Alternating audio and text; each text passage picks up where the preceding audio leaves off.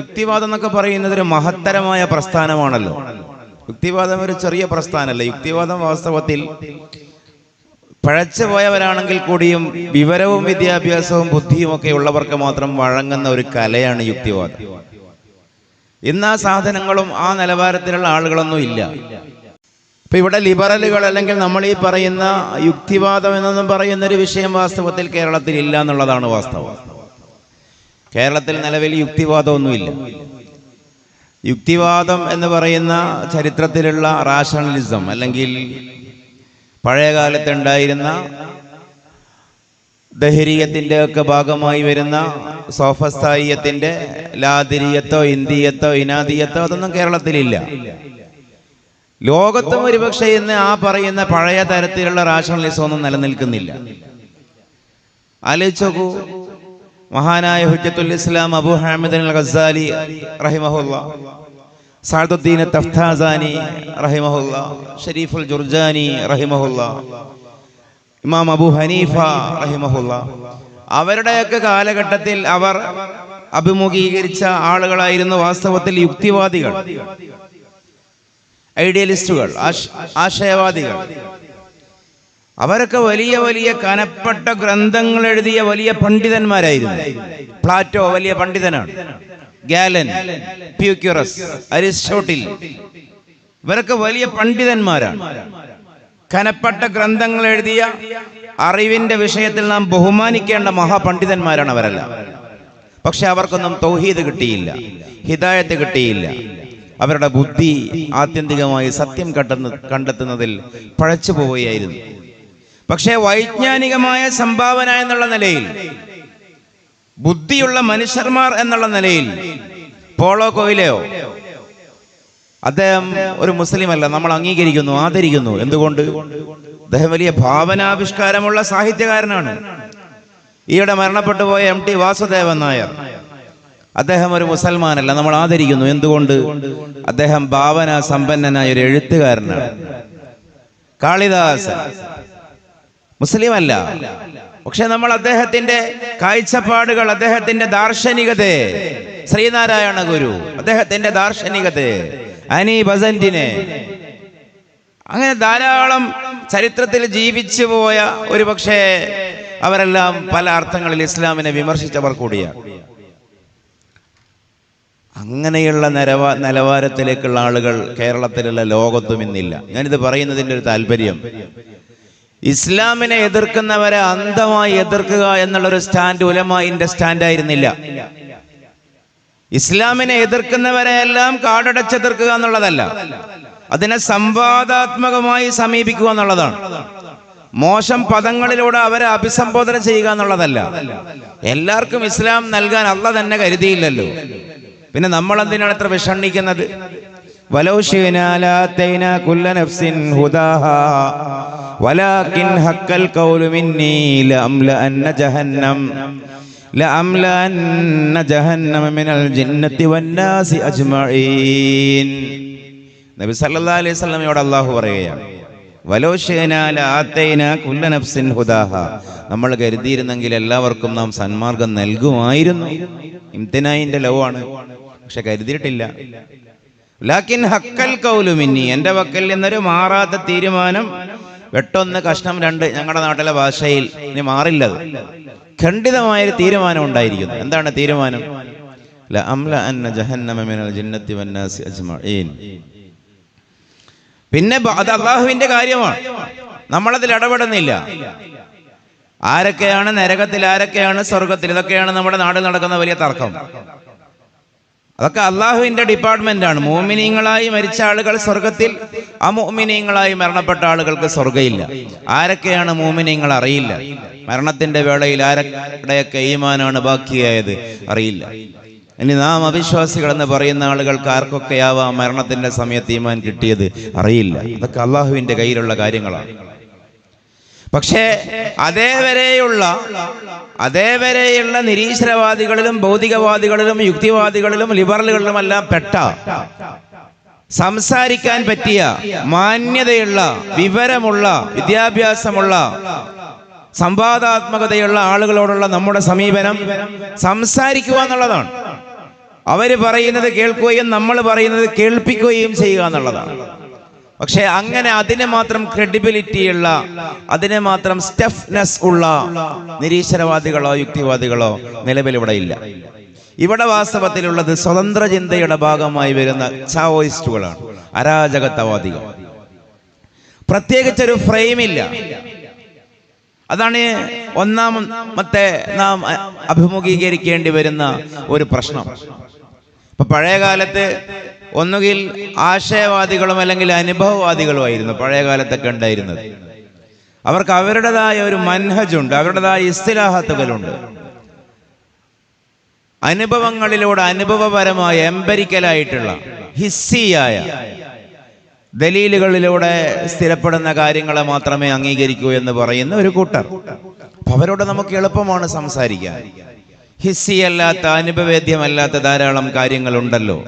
ഇപ്പൊ ഹയവാന് അല്ല, ഇൻസാൻ മുതൽ തന്നെ തുടങ്ങിയാൽ ഇൻസാന്, ഹയവാന്, ജിസ്മനാമി, ജിസ്മ മുത്തലക്ക് വരെ മാത്രമല്ല, ഒരുപക്ഷെ ഹിസ്സിയായിട്ട് ഉണ്ടാവുകയുള്ളൂ. ജൗഹറിലേക്ക് പോകും തോറും ജിസ്മ മുത്തലക്കും ഉണ്ട്, ജിസ്മ മുത്തലക്ക് അല്ലാത്തതുമുണ്ട് ജൗഹറിൽ. അപ്പൊ പിന്നെ എല്ലാം അനുഭവേദ്യമാവണമെന്നില്ല. ഉക്കൂലും നുഫൂസും ഹിസ് കൊണ്ട് കണ്ടെത്താൻ ഒരു പക്ഷേ കഴിയണമെന്നില്ല. അപ്പോൾ അനുഭവേദ്യമായ എംപിരിക്കലായ എവിഡൻസുകൾ കൊണ്ട് സ്ഥിരപ്പെട്ട കാര്യം മാത്രമേ അംഗീകരിക്കാൻ പറ്റൂ എന്ന് പറയുന്ന ഒരു വിഭാഗമാണ് നമ്മുടെ മുമ്പിൽ ഉള്ളത് എങ്കിൽ അവരോട് സംസാരിക്കാൻ എളുപ്പമാണ്. അവരോട് സംസാരിക്കാൻ വേണ്ടിയാണ് നമ്മുടെ ഫൽസഫയിലെ മുതകല്ലിമീങ്ങളായ മഹാപണ്ഡിതന്മാർ ലോകത്തുള്ള ഹക്കായിക്കിനെ ആ ശ്രേണിയിൽ ക്രമപ്പെടുത്തിയത്. എന്നിട്ട് അവരോട് പറഞ്ഞു, ജിസ്മ മുത്തലക്കിന്റെ മുകളിലുള്ള ഹക്കീക്കത്തുകളെ, ഹക്കായിക്കുകളെ അംഗീകരിക്കേണ്ടതുണ്ട്. ഇന്ന് ലോകത്ത് ജീവിച്ചിരിക്കുന്ന നിരീശ്വരവാദികളിൽ ആഘോഷിക്കപ്പെടുന്ന ഒരു വിവരദോഷിയാണ് റിച്ചാർഡ് ഡോക്കിൻസ്. അദ്ദേഹം ദൈവമില്ല എന്നതിൻ്റെ വലിയ തെളിവായി കൊണ്ടുവരുന്ന ഒരു മറ്റൊരാളെ ഉദ്ധരിച്ചുകൊണ്ട് അദ്ദേഹം പറയുന്ന ഒരു തത്വമുണ്ടല്ലോ, നമ്മളൊക്കെ പലവരും കേട്ടതാണത്. ഈ ഒരു ഇത് പറഞ്ഞപ്പോൾ ഞാൻ ഓർക്കുകയായിരുന്നു. Absence of evidence is evidence of absence എന്നുള്ളതാണ് അദ്ദേഹത്തിന്റെ ഒരു കായിക നിയമം. അബ്സെൻസ് ഓഫ് എവിഡൻസ്, ദൈവമുണ്ട് എന്നുള്ളതിന് അനുഭവപരമായ തെളിവില്ലായ്മയാണ് എവിഡൻസ് ഓഫ് അബ്സെൻസ്, ദൈവമില്ല എന്നുള്ളതിന്റെ തെളിവ്. ദൈവമുണ്ട് എന്നുള്ളതിന് തെളിവില്ലല്ലോ, അതാണ് ദൈവമില്ല എന്നുള്ളതിന്റെ തെളിവ്. അപ്പൊ നമ്മുടെ ഈ മന്ദിക്കിൽ തന്നെയാണ് അതിൻ്റെയൊക്കെ ഒരു വഴിയുള്ളത്. അപ്പോ അങ്ങനെ വിശ്വസിക്കുന്ന എയ്ത്തിസ്റ്റുകൾ സ്വാഭാവികമായി നമുക്ക് അവരോട് ചോദിക്കാനുണ്ടാകും, നിങ്ങൾ എന്താണ് തെളിവ് എന്നതുകൊണ്ട് എന്താണ് ഉദ്ദേശിക്കുന്നത്? അപ്പൊ അവർ അനുഭവവാദികളാണ്. അനുഭവവാദത്തിന്റെ, എംപിരിസിസത്തിന്റെ ഇന്നത്തെ ഒരു ടേം, നമ്മൾ ഈ ടേമുകൾ ഈ വിഷയം ശ്രദ്ധിക്കുന്നവർ പഠിച്ചിരിക്കുക എന്നുള്ളത് നിർബന്ധമാണ്. ഒരു കാടടച്ച് നിരീശ്വരവാദികൾ, യുക്തിവാദികൾ എന്ന് പറയുന്നത് സമൂഹ മധ്യേ അത്ര കൃത്യമാവണമെന്നില്ല. കാര്യങ്ങളൊക്കെ നടക്കും, പക്ഷെ അത്ര അക്കാദമിക്കലി അത്ര കൃത്യമാവണമെന്നില്ല. അവരിന്നറിയപ്പെടുന്നത് സയന്റിസമാണ്, ശാസ്ത്രമാത്രവാദം. ശാസ്ത്രം ആത്യന്തികമായി തെളിയിക്കുന്നതിനെ മാത്രം അംഗീകരിക്കുക, അത് അനുഭവപരമായിരിക്കണം താനും. ആശയങ്ങളെ ശാസ്ത്രം വ്യവഹരിക്കില്ലല്ലോ. അപ്പൊ ഈ ദൈവമുണ്ട് എന്നുള്ളതിന് തെളിവില്ല എന്നുള്ളതാണ് ദൈവമില്ല എന്നുള്ളതിന്റെ തെളിവ് എന്ന് ലോകത്തിന്നത്തെ ഏറ്റവും ഹോട്ട് സെലിബ്രിറ്റിയായ ഒരു എയ്ത്തിസ്റ്റിന്റെ ആർച്ച് ബിഷപ്പ് അങ്ങനെ പറയുമ്പോൾ അദ്ദേഹം മതപക്ഷത്ത് നിന്നും നേരിടേണ്ടി വരുന്നൊരു ചോദ്യമാണ്, വാട്ട് ഈസ് എവിഡൻസ്? എന്താണ് നിങ്ങൾ ഈ പറയുന്ന തെളിവ്? അപ്പൊ അവർക്ക് തെളിവ് കേവലം ഈ പറയുന്ന സെൻഷ്വൽ പെർസ്പെക്ഷൻ എന്ന് പറയും. പഞ്ചേന്ദ്രിയങ്ങൾ, രസന, ശ്രവണ, ഘ്രാണ, സ്പർശന ഇന്ദ്രിയങ്ങൾക്ക് വഴങ്ങുന്നത്. അപ്പോ അങ്ങനെ ഈ പറയുന്ന പഞ്ചേന്ദ്രിയങ്ങൾക്ക് വഴങ്ങുന്നത് മാത്രമേ അംഗീകരിക്കുകയുള്ളൂ. അവിടെയാണ് ഈ മന്ദിക്കിന്റെ ശ്രേണിയുടെ പ്രസക്തി തന്നെ. നമ്മൾ ഈ പറയുന്ന തസ്രീഹി മന്ദിക്കായാലും ഇനി ഇവിടെ നിങ്ങൾ ഓതുന്ന കിതാബ് ഏതാണെന്ന് എനിക്കറിയില്ല. മിർക്കാത്താണെങ്കിലും സർവത്ത് ദ്വീപാണെങ്കിലും കുത്തുബിയാണെങ്കിലും ഇത് കാലഹരണപ്പെട്ടു പോയി എന്ന് പറയും. ശരിക്ക് മന്ദിക്കിന്റെ അപ്പുറത്തേക്കൊന്നും ലോകം വളർന്നിട്ടില്ല, അപ്പുറത്തേക്കൊന്നും ലോകം പോയിട്ടില്ല. അപ്പൊ ഇവിടെ ഭൗതികമായ ശാസ്ത്രം എന്ന് പറയുന്നത് ജിസ്മു മുതലക്കിൽ തീരുന്നു. എന്തുകൊണ്ട്? സയൻസിന്റെ ഡെഫിനേഷൻ തന്നെ അതാണ്. Systematic study about the nature of the material world, that is science. What is science എന്നതിന്റെ ഉത്തരം എന്താണ്? എന്താണ് ശാസ്ത്രം? ഒരുപാട് വിശദീകരണങ്ങളുണ്ട്. സ്ട്രഗിൾ ഫോർ ബെറ്റർ ലൈഫ് ഒരു വിശദീകരണമാണ്. മെച്ചപ്പെട്ട ജീവിതത്തിന് വേണ്ടിയിട്ടുള്ള അത്യധ്വാനം. In epistemological sense what is science? അപ്പൊ അവര് പറയും the science is the study, the science is the systematic study about the nature of the material world. ഭൗതിക ലോകത്തെ സംബന്ധിച്ചിട്ടുള്ള വ്യവസ്ഥാപിതമായ പഠനമാണ് ശാസ്ത്രം. എന്താണ് ഈ ഭൗതികമായ ലോകം?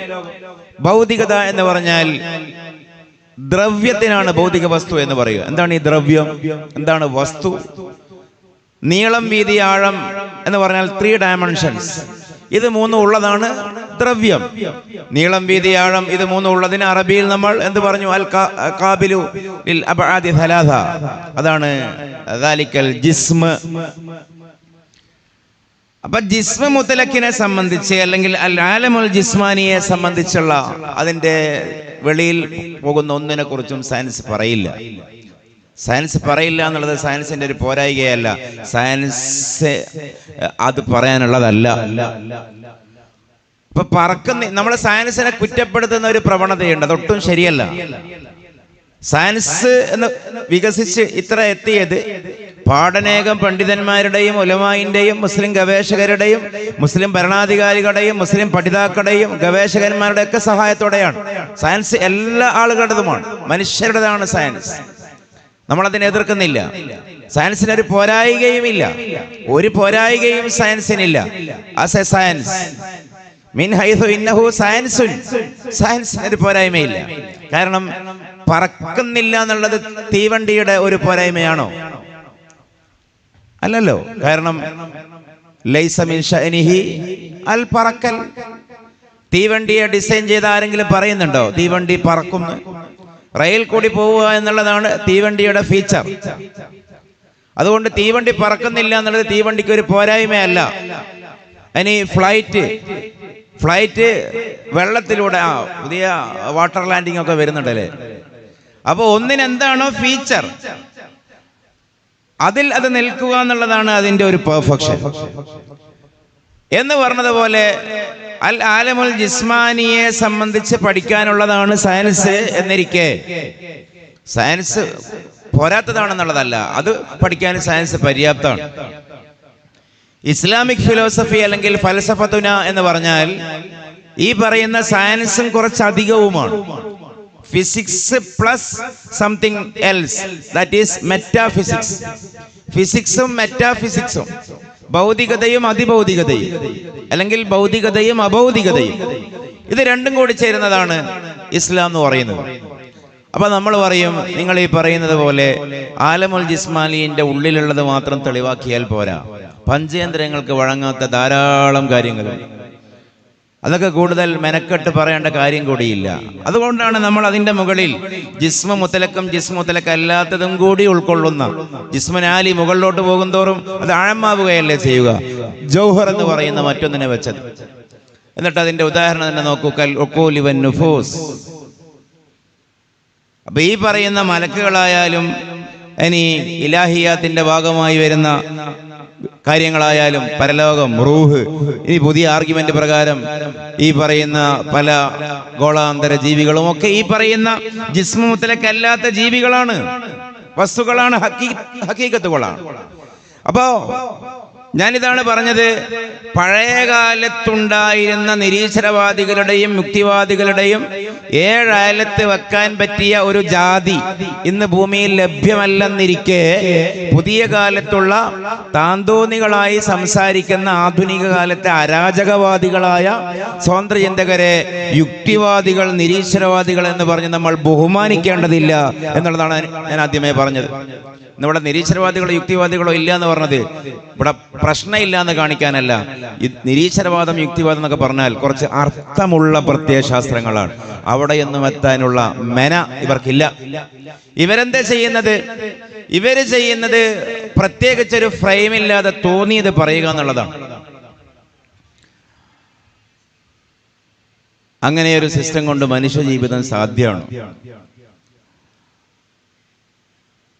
ഇപ്പൊ എല്ലാ ആളുകൾക്കും സ്വീകാര്യമായൊരു പ്രത്യയശാസ്ത്രം വെച്ചുകൊണ്ടല്ലേ മനുഷ്യർക്ക് സാമൂഹിക ജീവിതം മുന്നോട്ട് കൊണ്ടുപോകുക സാധ്യമാവുള്ളൂ.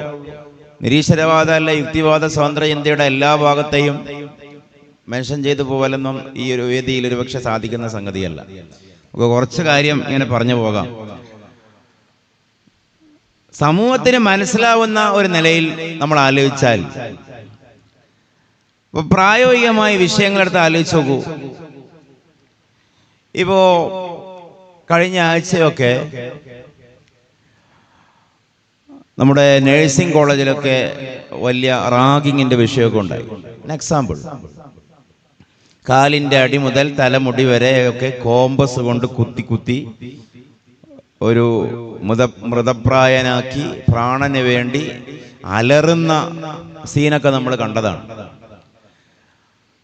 അതിനെ കേരളത്തിലെ വലിയ ചാനലൊക്കെ ചർച്ചയാക്കിയിട്ട് അതിന്റെ ആങ്കർ ഇങ്ങനെ വിളിച്ചു ചോദിക്കുന്നു, കഴിഞ്ഞ മാസമല്ലേ ആത്മഹത്യ ഉണ്ടായത്, നമ്മൾ ചർച്ച ചെയ്തത്, ഇതിനൊരു കുറവില്ലല്ലോ, എന്തേ പരിഹാരം കാണാൻ പറ്റാത്തത്?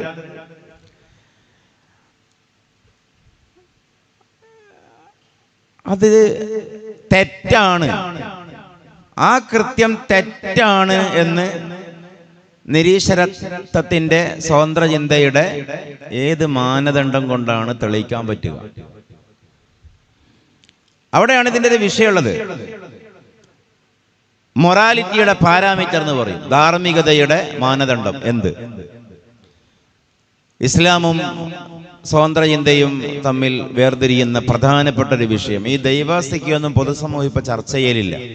കാരണം ഈ നിരീശ്വരവാദികളും സ്വതന്ത്ര ചിന്തകരുമായ ആളുകൾക്ക് അതിന്റെ സാങ്കേതിക പദങ്ങൾ അറിയത്തില്ല. അതാണ് പ്രശ്നം. സാമൂഹികമായ വിഷയങ്ങളിലേക്ക് വന്നാൽ, ഇപ്പോ ഭർത്താവ് ഉള്ള സ്ത്രീ, കൈക്കുഞ്ഞുണ്ട്, മുലക്കുഞ്ഞുണ്ട്, മുല കുടിക്കുന്ന കുട്ടിയുണ്ട്, കമിതാവിനൊപ്പം ഒളിച്ചോടാൻ വേണ്ടി 1.5 വയസ്സുള്ള 2 വയസ്സുള്ള കുട്ടിയെ കിണറ്റിലെറിഞ്ഞ് കടലിലെറിഞ്ഞുകൊണ്ട് കമിതാവിന്റെ കൂടെ പോകുന്നു. റിപ്പോർട്ട് ചെയ്യപ്പെടുന്ന സംഭവങ്ങളാണ്. ആ കൃത്യം തെറ്റാണ് എന്ന്, അല്ലെങ്കിൽ ശരിയല്ല എന്ന് എന്ത് മാനദണ്ഡം വെച്ചാണ് സ്വതന്ത്ര ചിന്തക്കാര് പറയാ? ധാരാളം ഇഷ്യൂസ് ഉണ്ടല്ലോ. നേരെ മറിച്ചും സംഭവിക്കുന്നുണ്ട്. ഭാര്യയും മക്കളുള്ള ഭർത്താവ് അവരെ ഉപേക്ഷിച്ചുകൊണ്ട് ഒരു കാമുകിയുടെ കൂടെ ഒളിച്ചോടുകയോ അല്ലെങ്കിൽ ഒളിക്കാതെ ഓടുകയോ നടക്കുകയോ എന്തോ ചെയ്യുന്നു, താമസിക്കുന്നു. അതെന്തുകൊണ്ടാണ് തെറ്റാവുന്നത്? അപ്പോ ഒരുപക്ഷെ ഈ വിഷയം ശ്രദ്ധിക്കാത്തവർക്ക് തോന്നും ഇതൊക്കെ എന്ത് ബാലിശമായ ആലോചനകളാണെന്ന്. പക്ഷേ സമൂഹത്തിൽ ഇവരോട് നിങ്ങളത് തെറ്റാണെന്ന് എങ്ങനെ പറയും? കാരണം സ്വതന്ത്ര ചിന്തകർ മുന്നോട്ട് വെക്കുന്നത് തന്നെ ഈ കൊച്ചു ജീവിതം മാക്സിമം ദുഃഖങ്ങളില്ലാതെ, പ്രശ്നങ്ങളില്ലാതെ, സന്തോഷത്തോടുകൂടെ കൊണ്ടാടുക, ആചരിക്കുക എന്നുള്ള പൊതുവായൊരു തത്വമാണ്. കാർപ്പിഡിയനിസം എന്ന് പറയും, നൈമിഷികാസ്വാദനവാദം.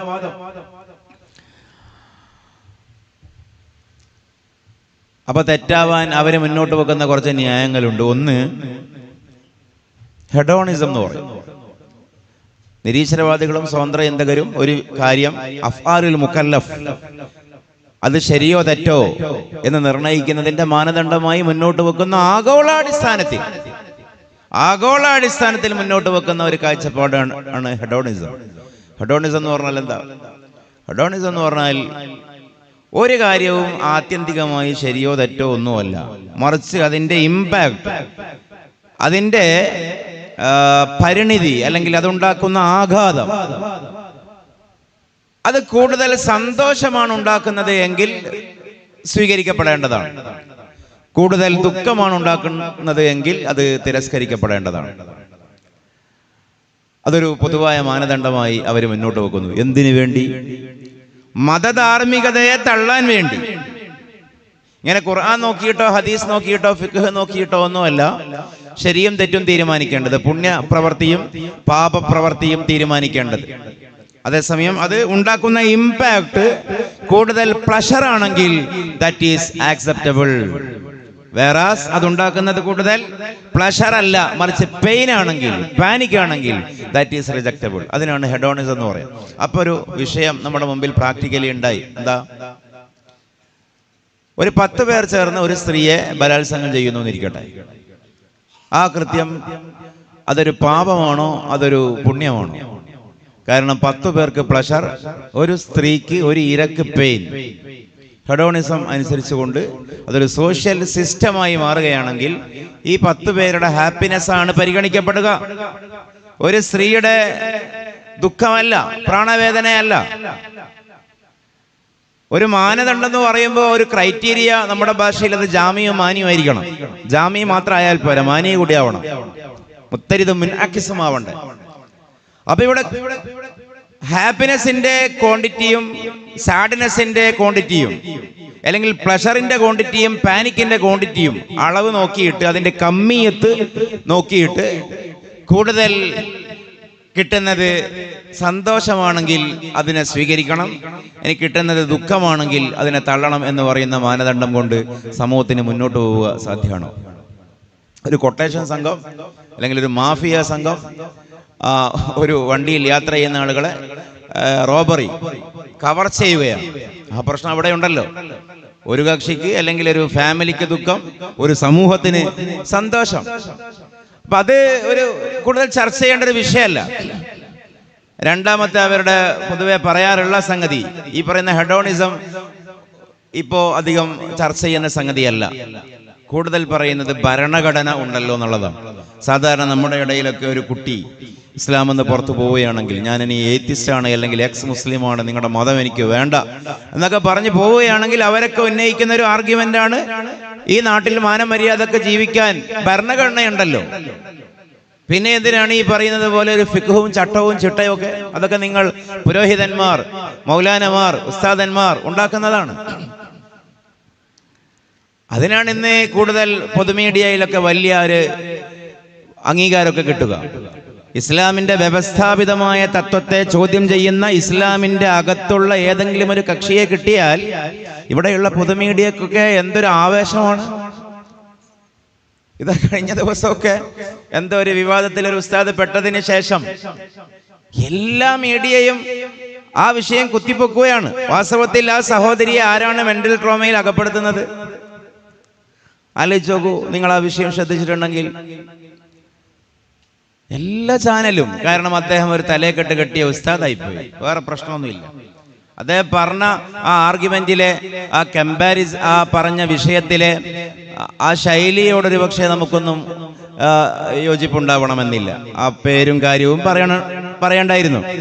അതേസമയം അതൊരറിയാതെ പോകുമായിരുന്നൊരു വിഷയം സമൂഹത്തിന്റെ മധ്യത്തിൽ എലൈവാക്കി നിർത്തിയിട്ട് ഒരു പ്രത്യേക വിഭാഗത്തിനെതിരെ, ഉസ്താദുമാർക്കെതിരെ മതപൗരോഹിത്യം ആരോപിച്ചുകൊണ്ട് മതപണ്ഡിതന്മാർക്കെതിരെയുള്ള ഒരു വിദ്വേഷബോധം ജനിപ്പിക്കുക, വളർത്തുക എന്നുള്ള ഒരു സ്ഥാപിത താല്പര്യത്തെ ഇട്ട് ആഘോഷിക്കുകയാണ്. മതിയാകാതെ ചെയ്തിട്ടും മതിയാകാതെ വ്രണം മാന്തുന്ന, പറങ്കി പുണ്ണ് മാന്തുന്ന ആസ്വാദനത്തോടെ ചെയ്യുകയാണ് മീഡിയകൾ. അപ്പൊ ഇസ്ലാമിന്റെ ഈ തത്വങ്ങളെ എതിർക്കുന്ന മുസ്ലിം നാമധാരികൾക്ക് സമൂഹത്തിൽ നല്ല മൈലേജ് ആയിരിക്കും. സമൂഹത്തിന്റെ പുതിയൊരു ടെൻഡൻസി തന്നെ നല്ല മുസ്ലിമിനെയും ചീത്ത മുസ്ലിമിനെയും ഉണ്ടാക്കലാണ്. ആരാണ് ഈ നല്ല മുസ്ലിം? സമൂഹത്തിന്റെ കണ്ണിൽ പൊതുബോധം എന്ന് പറയുന്ന ഫാബ്രിക്കേറ്റഡ്, നിർമ്മിത, വ്യാജ ഒരു പരിഗണനയാണ് ഈ പൊതുബോധം. പൊതുബോധം എന്ന് പറഞ്ഞൊരു ബോധമൊന്നുമില്ല. നമ്മുടെയൊക്കെ ബോധവും പൊതുബോധമാണ്. നമ്മൾ കാട്ടിൽ ജീവിക്കുന്നവരല്ല, നാട്ടിൽ തന്നെ ജീവിക്കുന്നവരാണ്. നമ്മുടെ ബോധവും പൊതുബോധമാണ്. നമ്മളും പറയുന്നൊരു തെറ്റായ വാക്കാണ് പൊതുബോധത്തിൽ ഇസ്ലാം ശരിയല്ല. എന്താണ് ഈ പൊതുബോധം? നമ്മുടെയൊക്കെ ബോധം തന്നെയാണ് പൊതുബോധം. പൊതുബോധം എന്ന് പറയുന്നത് ഏതെങ്കിലും ഒരു വരേണ്യരുടെ, സർക്കാർ ഉദ്യോഗസ്ഥരുടെ, മീഡിയക്കാരുടെ ബോധമല്ല പൊതുബോധം. എല്ലാ ആളുകളും കൂടിച്ചേരുമ്പോൾ ആ ബോധമാണ് പൊതുബോധം. പക്ഷെ ഞാൻ പറഞ്ഞെന്താ വെച്ചിട്ടുണ്ടെങ്കിൽ, സമൂഹത്തിലുള്ള ഇന്നത്തെ ഒരു ടെൻഡൻസിയാണ് പറയുന്നത് നല്ല മുസ്ലിമിനെയും ചീത്ത മുസ്ലിമിനെയും വേർതിരിച്ച് പറയാം. ആരാണ് ഈ നല്ല മുസ്ലിം? ഖുർആൻ പരിഷ്കരിക്കണമെന്ന് പറയുന്ന, ഹദീസിനെ തള്ളണം എന്ന് പറയുന്ന, കർമ്മശാസ്ത്ര ഗ്രന്ഥങ്ങൾ കേവലം ഇന്നത്തെ കാലത്ത് പ്രായോഗികമല്ലാത്ത പൗരോഹിത്യ സൃഷ്ടിയാണെന്ന് പറയുന്ന, അടിസ്ഥാനപരമായി ഇസ്ലാമിക ശറഇന്റെ കാഴ്ചപ്പാടിൽ പാടില്ലാത്ത കാര്യങ്ങളെ ആഘോഷിക്കുന്ന, മതത്തിന്റെ വേലികൾ തകർക്കുന്ന, ഭിത്തികൾ മറികടക്കുന്ന ഈ വിഭാഗമാണ് സമൂഹത്തിന്റെ കണ്ണിൽ നല്ല മുസ്ലിം, പരിഷ്കൃത മുസ്ലിം, ആധുനിക മുസ്ലിം. ഞാൻ ആ ഭാഗത്തേക്ക് നമുക്ക് സമയമുണ്ടെങ്കിൽ വരാം. പക്ഷെ പറഞ്ഞതെന്താ, അത്തരം ഇവരുടെ കണ്ണിലുള്ള നല്ല മുസ്ലിങ്ങളോട് അപ്പൊ പിന്നെ നിങ്ങൾക്ക് ഈ ഖുർആനും ഹദീസൊന്നും അത്ര വലിയൊരു പരിഗണന അല്ലെങ്കിൽ പിന്നെ എങ്ങനെയാണ് നിങ്ങൾ ഒരു വിഷയം ശരിയോ തെറ്റോ എന്ന് തീരുമാനിക്കുക എന്ന് ചോദിക്കുമ്പോൾ അവർ പറയും ഞങ്ങൾ ഭരണഘടന അനുസരിച്ചുകൊണ്ട് ജീവിച്ചോളൂ. പക്ഷെ ആലോചിച്ച് നോക്കൂ, ലോകത്തെ ഏതെങ്കിലും ഭരണഘടന അനുസരിച്ചുകൊണ്ട് സ്വകാര്യമായ ജീവിതം, സ്വകാര്യമായ പ്രാക്ടീസുകൾ, അതിലെ ധർമ്മങ്ങളെ കുറിച്ച് സംസാരിക്കുന്നുണ്ടോ? അവനവൻ അടച്ചിട്ട വാതിലിന്റെ ഉള്ളിൽ ചെയ്യുന്ന, അവനവനോട് ചെയ്യുന്ന കാര്യങ്ങൾ, ഇപ്പൊ കമ്മിറ്റിംഗ് സൂയിസൈഡ്, ആത്മഹത്യ ചെയ്യൽ ശരിയോ തെറ്റോ? സമൂഹം അനുഭവിക്കുന്ന ഒരു ചോദ്യമാണത്. ഇത് ഭരണഘടന വെച്ചുകൊണ്ട് അങ്ങനെ പറയും. ഒരുത്തന്റെ ജീവിതം അയാൾ തന്നെ അവസാനിപ്പിക്കണമെന്ന് കരുതിയാൽ അതിനെ എങ്ങനെ കുറ്റം പറയും? ഭരണഘടന അനുസരിച്ചുകൊണ്ട്. പക്ഷെ മനുഷ്യൻ ഒറ്റത്തടിയാണോ? അള്ളാഹു തന്നതാണ് ജീവൻ എന്നൊക്കെ ഉള്ളത് ഇസ്ലാമിന്റെ ഒരു വാദമാണ്. സാമൂഹികമായിട്ട് തന്നെ ചിന്തിച്ചാൽ ഇദ്ദേഹം കല്യാണം കഴിച്ചിട്ടുണ്ട്, അല്ലെങ്കിൽ ഒരു ഭർത്താവിനെ സ്വീകരിച്ചിട്ടുണ്ട്, രേഖാപരമാണ്. കല്യാണം കഴിക്കുമ്പോൾ കഴിയുന്ന കാലത്തോളം നിന്നെ നോക്കും എന്നുള്ളതാണ് അവിടെ അലിഖിതമായ ഒരു കരാർ, ബാധ്യതയാണ്. ബാധ്യതാ സഹിത സഹജീവനത്തിന്റെ പേരാണ് വിവാഹം. അപ്പൊ മക്കളുണ്ട്, കുടുംബമുണ്ട്, അവരെയൊക്കെ പെരുവഴിയിലാക്കിയിട്ടാണ് ഒരുപക്ഷെ വൈധവ്യത്തിലേക്കും അനാഥത്വത്തിലേക്കും വലിച്ചെറിഞ്ഞുകൊണ്ടാണ് ഇദ്ദേഹം ആത്മഹത്യ ചെയ്യുന്നത്. മറിച്ചും അതിനെ ഭരണഘടന എങ്ങനെയാണ് സമീപിക്കുക? ഇനി അതൊരു സങ്കീർണമായ വിഷയമാണെങ്കിൽ പ്രായമായവരെ ബഹുമാനിക്കണമെന്ന് പറയുന്ന ലോകത്തെ ഭരണഘടന ഏതാ? പ്രായമായവരെ ബഹുമാനിക്കണമെന്ന് പറയുന്ന ഭരണഘടന ഏതാ? പ്രായമില്ലാത്തവരോട് കരുണ കാണിക്കണമെന്ന് പറയുന്ന, സാമൂഹികമായി പ്രശ്നങ്ങൾ സംഭവിക്കുമ്പോൾ അതിൽ സംഭാവനകൾ അർപ്പിച്ചും ജീവകാരുണ്യ പ്രവർത്തനങ്ങളിൽ ഏർപ്പെട്ടും അത് പരിഹരിക്കാൻ ആവശ്യമായ കൃത്യങ്ങളുടെ കൂടെ നിൽക്കണമെന്ന് പറയുന്ന, അതിനെ നിയമപരമായി ലീഗലൈസ് ചെയ്യുന്ന, ലീഗലി അതിന് ഇന്റർപ്രിട്ടേഷൻ നൽകുന്ന ഭരണഘടനകളുണ്ട്. അതൊക്കെ സോഷ്യൽ നോംസ് ആണ്, സാമൂഹികമായ ചട്ടങ്ങളാണ്. ഇറ്റിക്വിറ്റീസ് എന്ന് പറയും, എത്തിക്സ് എന്ന് പറയും. അതൊന്നും ഭരണഘടന പറയില്ല. ഭരണഘടന അനുസരിച്ച് കൊണ്ട് ജീവിക്കാം എന്നൊരാൾ വിചാരിച്ചാൽ ലോകത്തൊരു പിതാവിനെയും ബഹുമാനിക്കാതെ മക്കൾക്ക് ജീവിക്കാൻ പറ്റും, ഒരു മാതാവിനെയും ബഹുമാനിക്കാതെയും ജീവിക്കാൻ പറ്റും, ഗുരുനാഥരെ ആദരിക്കാതെ ജീവിക്കാൻ പറ്റും. ക്ലാസ്സിൽ ഗുരുനാഥൻ വരുമ്പോൾ എഴുന്നേറ്റ് നിൽക്കണമെന്ന് പറയുന്ന ഭരണഘടന ലോകത്തെ ഏതെങ്കിലും രാജ്യത്തുണ്ടോ? അധ്യാപകൻ വരുമ്പോൾ എഴുന്നേൽക്കണമെന്ന് പറയുന്ന, എന്നാൽ ഈ അധ്യാപകൻ വരുമ്പോൾ എഴുന്നേൽക്കണമെന്നത് മുസ്ലിങ്ങൾ മാത്രം ഇഷ്ടപ്പെടുന്ന ഒരു തത്വമാണോ? അല്ല, ഒരിക്കലുമല്ല. എല്ലാ ആളുകളും ഇഷ്ടപ്പെടുന്ന കാര്യമാണത്, അംഗീകരിക്കുന്ന കാര്യമാണത്.